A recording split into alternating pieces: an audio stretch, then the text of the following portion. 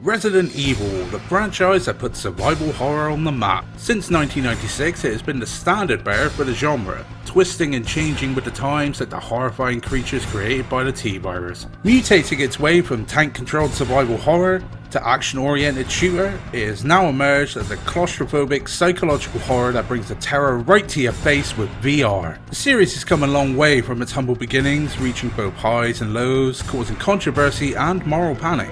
Let's look back and see how it's earned its reputation as some of the best and worst games of modern times. Following the unforeseen mega success of Resident Evil, work feverishly began on not only a sequel but on porting the game to other platforms. First up was the PC version released in 1996, noted for being the first international release of the game to have all cutscenes in their original uncut state, including full colour for the opening FMV. The port also added support for 3D acceleration so that the game could take full advantage of the increased processing power of PCs, generating better graphical fidelity and quicker load times. As well as being an improvement on a technical level, in-game changes include the addition of new unlockable costumes for both Jill and Chris, as well as 2 new unlockable weapons, one for each of them respectively. Jill could unlock a MAC-10 and Chris could unlock an M60. About time some kind of automatic weapon was added. I always felt the machine gun on the front cover was a massive cock tease. The next port was to the ill-fated Sega Saturn in 1997. Not being as powerful as the PlayStation, this port suffered from being notably worse looking than the original release. To compensate for this failing, new features were added. There were the usual exclusive outfits for the characters, but the most notable feature being the exclusive Battle Mode minigame, which given this version its due, was the first in what would become a prevailing trend for the series. The Battle Mode had the player work their way through a number of rooms with the objective of wiping out all the enemies in each room with the limited ammo available.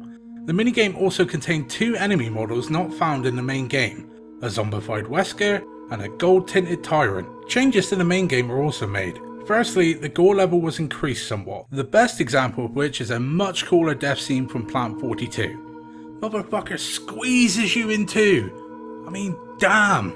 What if he was still alive briefly? Screaming in pain, looking at your disembodied legs. Another change was a reskin to the hunters in the catacombs area and changing their name to Ticks. They look kinda shitty, textures are a bit flat, but the big enemy change in this game was the addition of another damn Tyrant. That's pretty nuts. So here's the deal, you fight the Tyrant as per in the laboratory, all good so far, but if you stay in the room too long post the defeat of the first one, another one comes crashing out of a tube across the room. Playing this version just sounds like torture. I think I'll skip it. Actually, I don't get a choice. I ordered it once just to add it to the collection and the seller stiffed me. Fucking never see that £20 again. But here is the big mama jamma, the one you've been waiting for. No, not that one. That's a remake, not a port. It deserves its own video. No, I'm of course talking about the director's cut. Released September 1997 as an apology. For what, you ask? Well, things weren't going as planned for Resident Evil 2. So much so that a build was scrapped at about 60 to 80% completion when Shinji Mikami deemed it not a worthy continuation, both in game and story. This became the infamous Resident Evil 1.5, and this was all unfortunately highly publicised, so to keep people on the hook for Resident Evil 2, they released the director's cut. The big selling point for this version was a whole new advanced game mode that would rearrange nearly every vital item of the game, as well as moving and adding enemies to give the returning player a fresh experience. Add to that, Chris, Jill and Rebecca were given alternative outfits to boot. The standard handgun is also replaced with the Samurai Edge. Not that it's called that in game, but this gun is a beast ready to pounce at random. What do I mean by that? Well, how's this? Every shot has a chance to explode an enemy's head. Fuck yes! Another welcome addition is the reinstating of the auto-aim function. It's about goddamn time! Not enough for you? Well, it also comes with the standard version of the game for the classic experience, but with the auto-aim function turned on still. Still not enough? Well, there's also a training mode that makes the game easier, doubling the amount of ammo you get. What? You want more? You cheeky Ken. Well, how about this secret? Highlight the advanced game option and hold right on the D-pad until it turns green, and now you can play the advanced mode, but with the benefits of training mode's double ammunition. Just to add a little more value to buying this version of the game, it also included a demo disc of the upcoming new Resident Evil 2 build. I mentioned this in the main video, but there was a slight controversy with the release of Director's Cut. See, it was built to have the full uncensored FMVs and cinematics, but due to a production cock-up, the game was shipped with the still censored versions. It did put Kenneth's decapitated head on the floor post-cinematic. Nice. One last little tidbit was a change to some of the fixed camera angles. Not for every room, and in my opinion, it's a bit of a mixed result. Some serve to make the aesthetic more creepy, but end up hindering the player's ability to navigate the room. Sometimes dangerously so. Son of a bitch. So if you were someone that missed the original, or a rabid fan that was looking for more Resident Evil, this was your boy. The following year, to coincide with the launch of the first DualShock controllers on PlayStation, a Director's Cut DualShock edition was released to take full advantage of the control method of the future. Other than the new control scheme, it was basically the same as the first Director's Cut, though for whatever reason, I guess to try and add more value, Mamoru Sumiraguchi was tasked to compose a new symphonic score to replace the original composition scored by Makoto Tomozawa, Koichi Hiroki and Masami Ueda. But in fact, due to issues with Mamoru's hearing, he secretly tasked his orchestrator, Takeshi Nagaki, to ghostwrite it for him. But I'll tell you what, symphonic must mean shit in Japanese, because this score is hideous. Infamously hideous. Just listen to some before and afters.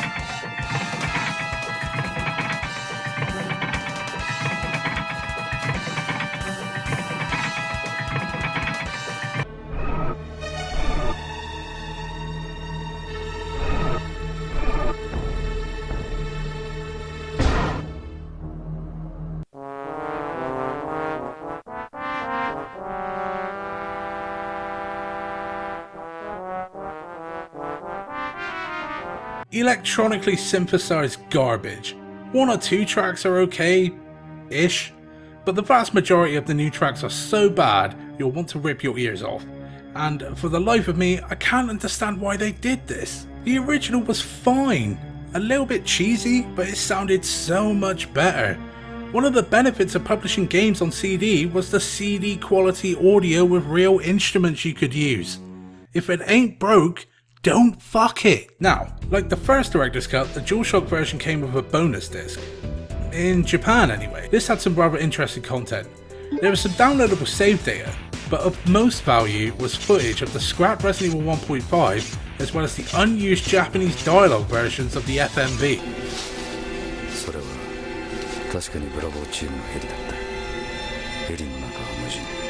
This alone made it worth having if you were a massive fan. Not wanting to admit that the horse might be dead, Capcom decided to beat it some more by contracting UK developer HotGen to create a Game Boy Color version of the game set for a 1999 release. Which sounds like a mad proposition, and Capcom eventually agreed because they pulled the project due to its poor quality, which, to be fair, going from PlayStation to Game Boy Color trying to maintain all the content, what? That was insane! Now saying that, they did recreate the game remarkably well. I mean, don't get me wrong, it's slow, clunky, unpleasant to look at, but it's crazy how they managed to pack all this content into a cartridge. What's really crazy about all this is that the build was almost complete. A ROM of the unfinished build did eventually make its way to the internet after an anonymous party that claimed to have an EP-ROM cartridge offered to release it as a playable ROM file for $2,000. Fans met the request. Brave souls. And it was actually released. And if you play through it, you'll see that it's like 90% complete. The game plays all the way up to the elevator to Wesker, covering pretty much everything that the PlayStation does, minus the FMVs obviously. So if you're looking for an interesting experience, seek it out online. Okay, the last port of call as it were. Deadly Silence is a Nintendo DS version of Resident Evil released in 2006 to mark the 10th anniversary of the original game. It sports a number of fancy features. So first off, it has a standard original version, but with many quality of life improvements, including the 180 quick turn from Resident Evil 3, and a dedicated knife attack and tactical reload button a la Resident Evil 4. All good stuff. I mean, reloading and knife attacks without having to go into the inventory menu. Yeah, boy! So as this was the DS, which has count them, two screens, it takes advantage of this by having the game on one screen, obviously, but the other screen displays the map, which is so-so by itself, but along with the map you can also see your current health condition and ammunition.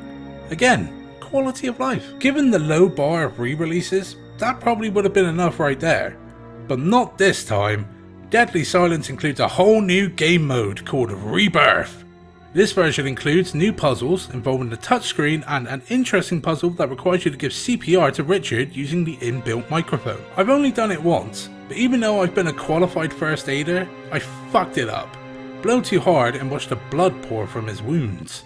Sorry, Richard. Mini events were also added that would put you into a first person perspective to basically play Fruit Ninja, but with zombies and a knife. Is that what the whole game might have been like if they had kept the original first person idea? Another quality of life improvement for this mode was the ability to shake off enemies that have grabbed you with a quick melee attack, which weirdly enough probably came from the 2002 remake. A feature that was dropped from the original but brought back for Deadly Silence is multiplayer. Sporting two modes of play, there is a competitive battle mode where killing enemies nets points, who kills the best comes first, and the other is a cooperative version of the game where players must work together to solve puzzles and escape this horror. And that's it! All the ports of the OG in survival horror. Alone in the Dark, yeah. There's some good stuff, there's some bad stuff, we laughed, we cried, and because of a couple of hunters, you probably died. But that brings my perspective on Resident Evil 1 to an end. Thanks for watching. This was a supplemental to my video of the main game, so if you haven't watched that, you probably should. It's around here somewhere. And if you like this, then subscribe, because this will be a full series review, and coming up next is the Daddy.